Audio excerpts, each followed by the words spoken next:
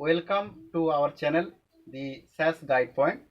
আজকে আমাদের দশম শ্রেণীর জন্য গুরুত্বপূর্ণ রিপ্রেজেন্টেশন গোলীয় দর্পণে আলোর প্রতিফলন। আমরা আমাদের লেকচার ক্লাস 1-এ আলোচনা করেছি যে আলোর প্রতিফলন কাকে বলে, আলোর প্রতিসরণ কাকে বলে, প্রতিসরণের এবং প্রতিফলনের সূত্রাবলী সমূহ। এখন আমরা আলোচনা করব যে গোলীয় দর্পণ সংক্রান্ত আলোর প্রতিফলনের সূত্রাবলী সম্পর্কে। গোলীয় দর্পণ সম্পর্কে বোঝার জন্য প্রথমেই আমাকে জানা প্রয়োজন যে গোলীয় তল কাকে বলে।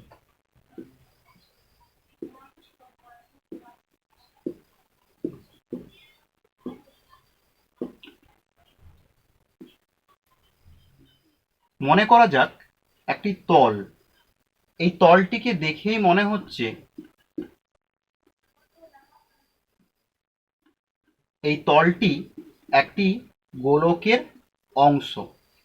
এখানে এ ও বি হলো একটি তল, এই এওবি তলটি একটি গোলকের অংশ, তাই এওবি তলকে বলা হবে কি গোলীয় তল।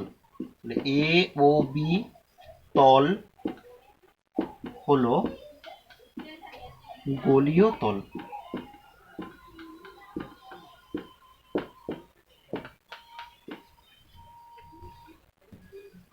আমরা এখানে দুটো গোলীয় তলের ছবি এঁকেছি।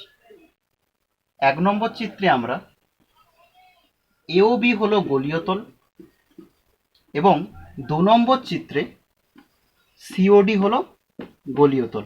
গোলীয় তল বলার কারণ হলো এটা একটি গোলকের অংশ।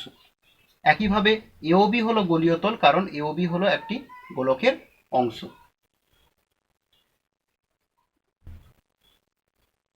এখন এই গোলীয় তলকে আমরা কখন গোলীয় দর্পণ বলব? যদি একটি গোলীয় তলে আলোর প্রতিফলন ঘটে তখন আমরা বলবো যে এই গোলীয় তলটি একটি দর্পণ। এখন গোলীয় তলের দুটি পৃষ্ঠ আছে। এই যে ভেতরের দিকের পৃষ্ঠ, আমরা এই পৃষ্ঠটিকে বলবো অবতল পৃষ্ঠ। অবতল পৃষ্ঠ।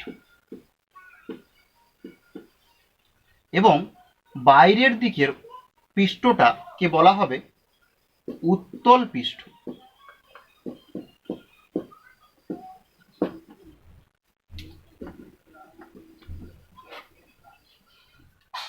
এখন মনে করা যাক যে একটি গোলীয় দর্পণের অবতল পৃষ্ঠ থেকে আলোর প্রতিফলন ঘটেছে, তাহলে এই দর্পণটিকে বলা হবে কি অবতল দর্পণ।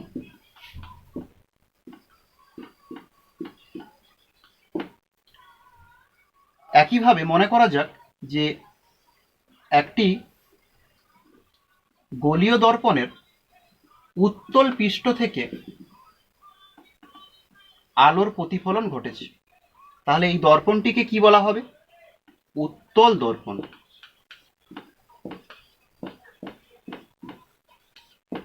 তাহলে আমরা জানলাম যে গোলীয় দর্পণ কাকে বলে। গোলীয় দর্পণ হলো একটি গোলকের পৃষ্ঠ, গোলকের একটি অংশ যেখানে আলোর প্রতিফলন ঘটে। এখন আলোর প্রতিফলন দুইভাবে ঘটতে পারে। একটি ভেতরের পৃষ্ঠ থেকে আলোর প্রতিফলন ঘটতে পারে। যদি ভেতরের পৃষ্ঠ থেকে আলোর প্রতিফলন হয় তখন আমরা বাইরের দিকটাকে রোয়া রোয়া দাগ দিয়ে বোঝাবো। তাহলে ভেতরের পৃষ্ঠ থেকে আলোর প্রতিফলন ঘটছে, অর্থাৎ ভেতরের পৃষ্ঠটি হলো চকচকে এবং মসৃণ, বাইরের পৃষ্ঠটি খসখসে এবং অমসৃণ, তাই রোয়া রোয়া দাগ দিয়ে বোঝানো হয়। গোলীয় দর্পণের ভেতরের পৃষ্ঠ থেকে যদি আলোর প্রতিফলন ঘটে তাহলে এই দর্পণটিকে বলা হবে কি অবতল দর্পণ। একইভাবে যে গোলীয় দর্পণের যদি বাইরের পৃষ্ঠ থেকে আলোর প্রতিফলন ঘটে তখন এই দর্পণটিকে বলা হবে কি উত্তল দর্পণ। আমরা একটি চকচকে বাটি যখন নেওয়া হলো, ওই চকচকে বাটির ভেতরের অংশে আমরা কখনো আমাদের মুখটাকে দেখতে পাই, তখন বলা হবে যে ওই দর্পণটিকে বলা হবে অবতল দর্পণ। কারণ এই যে ভেতরের পৃষ্ঠ, এই ভেতরের পৃষ্ঠ থেকে কি হয় না আলোর প্রতিফলন ঘটে। একইভাবে যদি চকচকে বাটির বাইরের অংশ থেকে অর্থাৎ যে উত্তল পৃষ্ঠ দিয়ে যদি আমরা মুখটাকে দেখতে পাই, তখন বুঝতে হবে যে ওই বাটির উত্তল পৃষ্ঠ থেকে আলোর প্রতিফলন ঘটেছে, অর্থাৎ ওই দর্পণটিকে বলা হবে কি উত্তল দর্পণ। এখন আমরা আলোচনা করব যে মাধ্যমিক পরীক্ষার জন্য ওয়েস্ট বেঙ্গল বোর্ডে কয়েকটি গুরুত্বপূর্ণ সংজ্ঞা সম্পর্কে গোলীয় দর্পণ সংক্রান্ত। যে গোলীয় দর্পণের মেরু কাকে বলে? আমরা এই এওবি এপিবি হলো একটি গোলীয় দর্পণ। অবশ্যই তোমরা বুঝতেই পেরেছো যে এটি একটি অবতল দর্পণ, কারণ এর ভেতরের পৃষ্ঠে আলো পড়ছে। যদি বাইরের পৃষ্ঠে আলো পড়ে তখন তাকে বলা হবে উত্তল দর্পণ। যদি ভেতরের পৃষ্ঠে আলো আপতিত হয় তখন সেই দর্পণকে বলা হবে কি অবতল দর্পণ। এখন এই অবতল দর্পণটি অর্থাৎ এপিবি অবতল দর্পণটির এই যে মধ্যবিন্দু, এই মধ্যবিন্দুকেই বলা হবে কি মেরু, অর্থাৎ মেরু হলো পি। নেক্সট, বক্রতা কেন্দ্র কাকে বলে? আমরা এই অবতল দর্পণটি কিভাবে পেয়েছি না, এই অবতল দর্পণটি হলো একটি বড় গোলকের অংশ। তাহলে এই বড় যে গোলক, এই যে বড় গোলক এপিবি হলো একটি অবতল দর্পণ, যেটা এই একটি বড় গোলকের অংশ। এই গোলকটির একটি কেন্দ্রবিন্দু থাকবে, মনে করা যাক সেই কেন্দ্রবিন্দু হলো ও। তাহলে ওই কেন্দ্রবিন্দুকেই বলা হবে কি বক্রতা কেন্দ্র। তাহলে বক্রতা কেন্দ্র হলো ও। তাহলে বক্রতা কেন্দ্র আমরা কাকে বলবো? যে একটি গোলীয় দর্পণ, এখানে এপিবি গোলীয় দর্পণ, একটি বড় গোলকের অংশ, সেই বড় গোলকের যে কেন্দ্রবিন্দু, সেই কেন্দ্রবিন্দুকে বলা হবে কি বক্রতা কেন্দ্র। নেক্সট, বক্রতা ব্যাসার্ধ কাকে বলে? একইভাবে আমরা সংজ্ঞাটা দিতে পারি যে এপিবি একটি গোলীয় দর্পণ, সেটা একটি বড় গোলকের অংশ। এই বড় গোলকটির ব্যাসার্ধ কোনটা হবে? ব্যাসার্ধ আমরা বুঝতেই পাচ্ছি যে পিও। মেরু থেকে বক্রতা কেন্দ্রের যে দূরত্ব, তাকেই আমরা বলবো কি বক্রতা ব্যাসার্ধ। অর্থাৎ এই যে বড় গোলক, এই বড় গোলকটির ব্যাসার্ধই হবে গোলীয় দর্পণের বক্রতা ব্যাসার্ধ। এখানে ব্যাসার্ধ কি ওপি, তাহলে বক্রতা ব্যাসার্ধ হবে ওপি। তাহলে বক্রতা ব্যাসার্ধ কাকে বলে? একটি গোলীয় দর্পণ, এখানে এপিবি, যে বড় গোলকের অংশ, তার ব্যাসার্ধ অর্থাৎ ওপি হলো বক্রতা ব্যাসার্ধ। এরপর আমরা আরো দুটি গুরুত্বপূর্ণ সংজ্ঞা সম্পর্কে আলোচনা করব। প্রধান অক্ষ কাকে বলে, মুখ্য ফোকাস কাকে বলে? আমরা জানি যে এপিবি একটি অবতল দর্পণ, কারণ ভেতরের পৃষ্ঠে আলো আপতিত হবে এবং প্রতিফলন ঘটবে। অবতল দর্পণের বাইরের পৃষ্ঠটি অমসৃণ এবং খসখসে হয়, ভেতরের পৃষ্ঠটি মসৃণ এবং চকচকে হয়। এখন এই পি হলো অবতল দর্পণটির মেরু, অর্থাৎ এপিবি অবতল দর্পণের মধ্যবিন্দু পি, এই পি হলো মেরু। আমরা এর আগেই জেনেছি, এবং আমরা জেনেছি যে এই অবতল দর্পণটি একটি বড় গোলকের অংশ। ওই বড় গোলকটির একটি কেন্দ্রবিন্দু থাকবে, ওই কেন্দ্রবিন্দুর নাম দিলাম আমরা ও। তাহলে ও হলো বক্রতা কেন্দ্র। এই এপিবি অবতল দর্পণ যে গোলকটির অংশ, তার যে কেন্দ্র, সেই কেন্দ্রবিন্দুই হবে বক্রতা কেন্দ্র। এখন পি হলো মেরু, ও হলো বক্রতা কেন্দ্র। এই মেরু এবং বক্রতা কেন্দ্রকে যোগ করে যে সরলরেখা পাওয়া যাবে সেই সরলরেখাকেই বলা হবে কি প্রধান অক্ষ। অর্থাৎ এখানে প্রধান অক্ষ হলো পিএক্স, তাহলে প্রধান অক্ষ হলো পিএক্স। পিএক্স সরলরেখা আমরা কিভাবে পেলাম? পি হলো গোলীয় দর্পণের মেরু, ও হলো গোলীয় দর্পণের বক্রতা কেন্দ্র, পি ওকে যোগ করে বাড়িয়ে একটা সরলরেখা পাওয়া গেল, সেই সরলরেখার নাম হলো কি পিএক্স। তাহলে প্রধান অক্ষ হবে কি পিএক্স। এরপর আমরা আলোচনা করব মুখ্য ফোকাস কাকে বলে।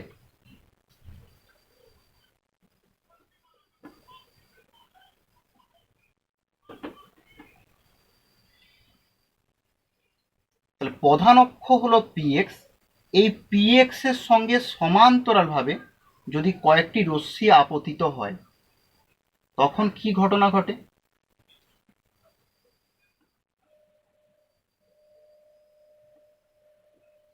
প্রধান অক্ষের সমান্তরালে এই আলোক রশ্মিগুলি আপতিত হলে এরা দর্পণ থেকে প্রতিফলন ঘটবে। প্রতিফলন ঘটার পর দর্পণের ওপর একটা নির্দিষ্ট বিন্দুতে মিলিত হবে, প্রধান অক্ষের ওপর একটি নির্দিষ্ট বিন্দুতে মিলিত হবে।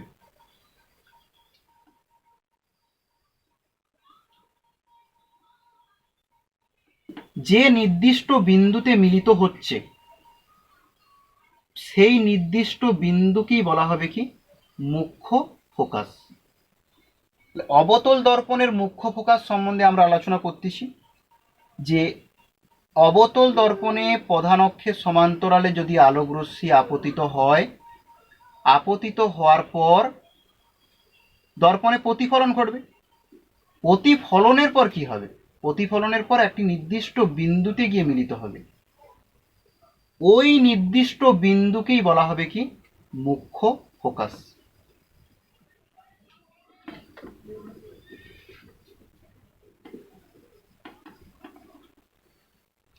আমরা যদি উত্তল দর্পণের মুখ্য ফোকাস সম্বন্ধে আলোচনা করতে চাই,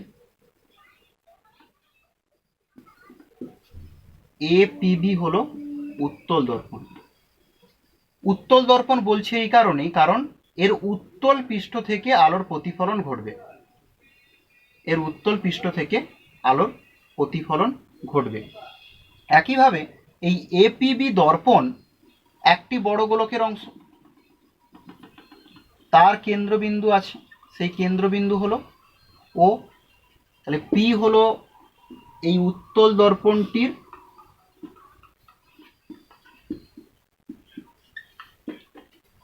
উত্তল দর্পণটির মেরু, কারণ এটি হলো এপিবি দর্পণের মধ্যবিন্দু।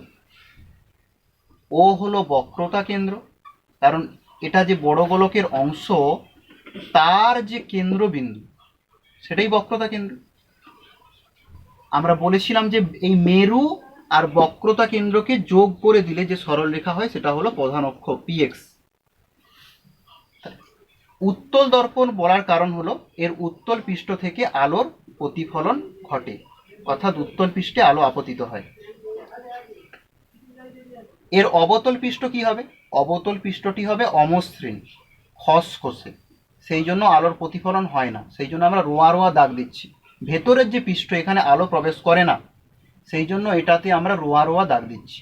এটা হলো অবতল পৃষ্ঠ, এখানে আলোর প্রতিফলন হয় না, উত্তল পৃষ্ঠে আলো আপতিত হচ্ছে, সেই জন্য এর নাম হলো উত্তল দর্পণ। উত্তল দর্পণে যদি প্রধান অক্ষের সমান্তরালে আলোক রশ্মি আপতিত হয়, দর্পণ থেকে প্রতিফলন হবে। প্রতিফলন হয়ে যেহেতু আর আলো এই পথে যেতে পারবে না, কারণ এদিকে রোয়া রোয়া দাগ আছে এবং খসখসে, তাহলে আবার এই পথে ফিরে যাবে। তাহলে প্রধান অক্ষের সমান্তরালে আলোক রশ্মি আপতিত হলো, আপতিত হওয়ার পর এই আলোক রশ্মিগুলোকে যদি বিপরীত দিকে বাড়ানো হয়, তারা একটি নির্দিষ্ট বিন্দুতে মিলিত হবে। মনে হবে যেন ওই বিন্দু থেকে আলোক রশ্মি বেরিয়ে আসছে। এখানে যদি আমাদের চোখ থাকে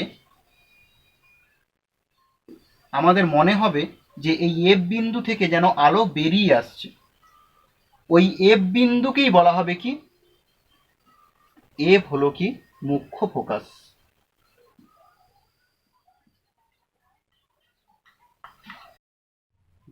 তাহলে আমরা আলোচনা করছি যে উত্তল দর্পণের ক্ষেত্রে মুখ্য ফোকাস কাকে বলে। এখানে এই পিএক্স হলো প্রধান অক্ষ, পি হলো মেরু, ও হলো বক্রতা কেন্দ্র, এদেরকে বাড়িয়ে যে সরলরেখা পাওয়া গেল তাকেই বলা হবে কি প্রধান অক্ষ। এখন এই প্রধান অক্ষের সমান্তরালে আলোক রশ্মি আপতিত হলো।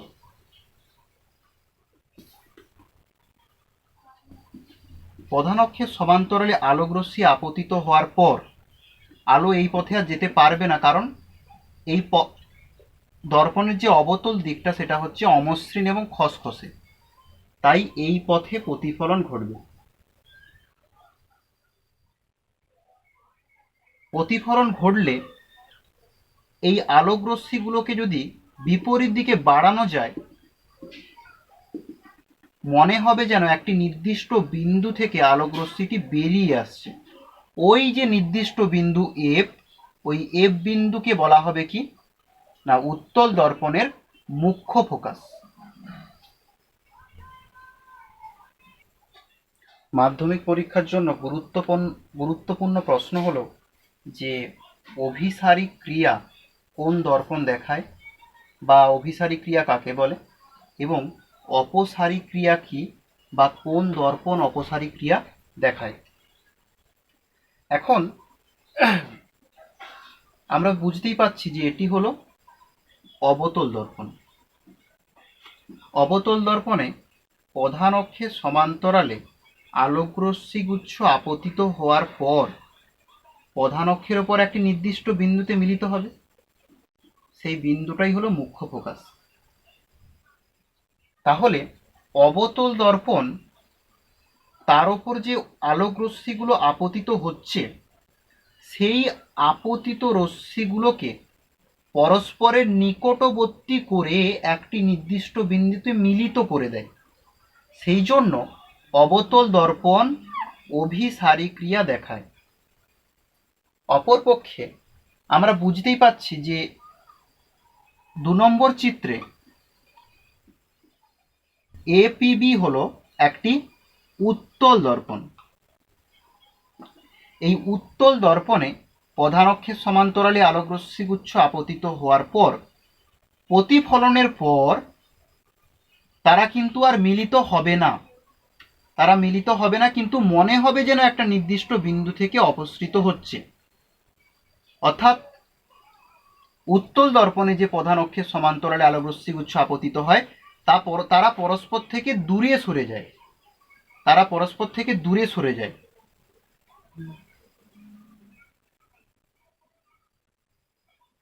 এবং মনে হয় যে একটি নির্দিষ্ট বিন্দু থেকে বেরিয়ে আসছে, অর্থাৎ অপসৃত হচ্ছে।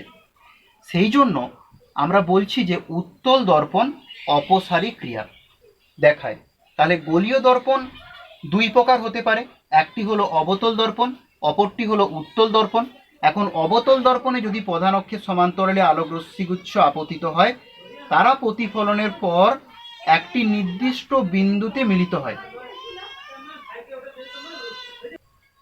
অপরপক্ষে যদি উত্তল দর্পণে প্রধান অক্ষের সমান্তরালে আলোক রশ্মিগুচ্ছ আপতিত হয়, তারা কিন্তু আর মিলিত হয় না, কিন্তু বিপরীত দিকে বাড়ালে মনে হয় যেন একটা নির্দিষ্ট বিন্দু থেকে বেরিয়ে আসছে, ওই নির্দিষ্ট বিন্দুই মুখ্য ফোকাস।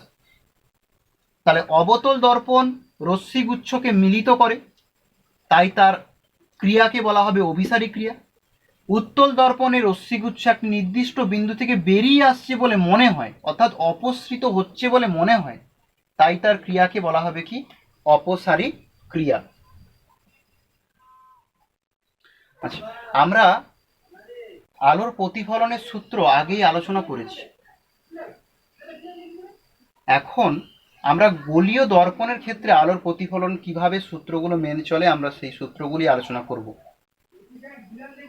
মনে করা যাক যে এ সি আলোকরশ্মি অবতল দর্পণের সি বিন্দুতে আপতিত হলো। আমরা জানি যে সি বিন্দুতে আলোকরশ্মি প্রতিফলনের পর মুখ্য ফোকাস এফ এর মধ্য দিয়ে নির্গত হবে। তাহলে এসি আলোকরশ্মি আপতিত হয়েছিল, তাহলে এসি হলো আপতিত রশ্মি। সি বিন্দুতে প্রতিফলনের পর আলোকরশ্মি সিডি পথে বেরিয়ে গেল, তাহলে সিডি হলো প্রতিফলিত রশ্মি। প্রতিফলনের সূত্র আলোচনা করতে গেলে এই আপতন বিন্দুতে অভিলম্ব আঁকতে হবে। আমরা জানি যে এখানে যে স্পর্শক, আমরা জানি যে গোলকের ক্ষেত্রে এই যে স্পর্শক এবং এই যে স্পর্শবিন্দুগামী ব্যাসার্ধ পরস্পর লম্ব হয়।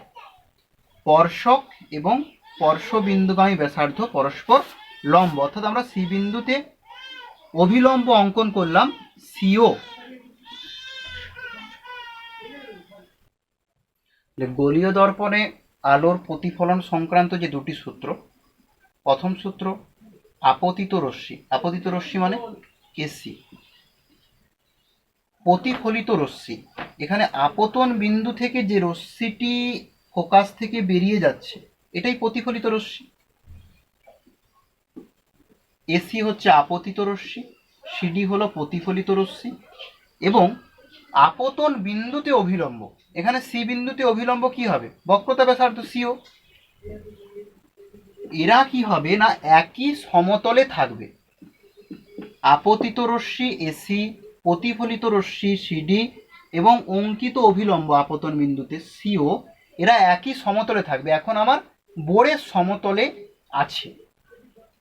2 নম্বর হলো প্রতিফলনের দ্বিতীয় সূত্র। আমরা জানি যে আপতন কোণ, আপতন কোণ কি হয়? আই, তার সঙ্গে সমান হয় প্রতিফলন কোণ আর এর সঙ্গে সমান হয়।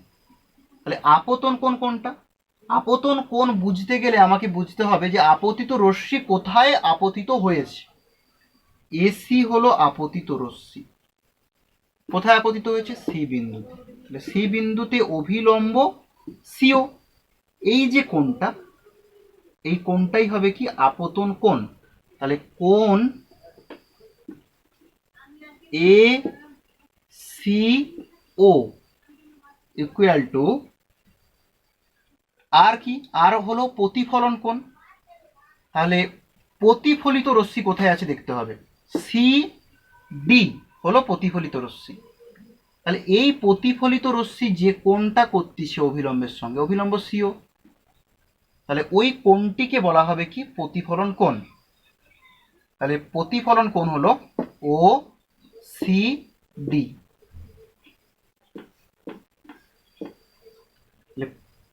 প্রতিফলন সংক্রান্ত দুটি সূত্র আমরা পেলাম। আপতিত রশ্মি, প্রতিফলিত রশ্মি এবং অঙ্কিত অভিলম্ব একই সমতলে থাকে, এখানে বোর্ডের সমতলে আছে। এবং এই যে আপতন কোণ আই এবং এই যে প্রতিফলন কোণ আর, এরা পরস্পরের সঙ্গে সমান হয়। Okay, thank you for watching. For latest update and videos, please subscribe our channel. This has Guide Point.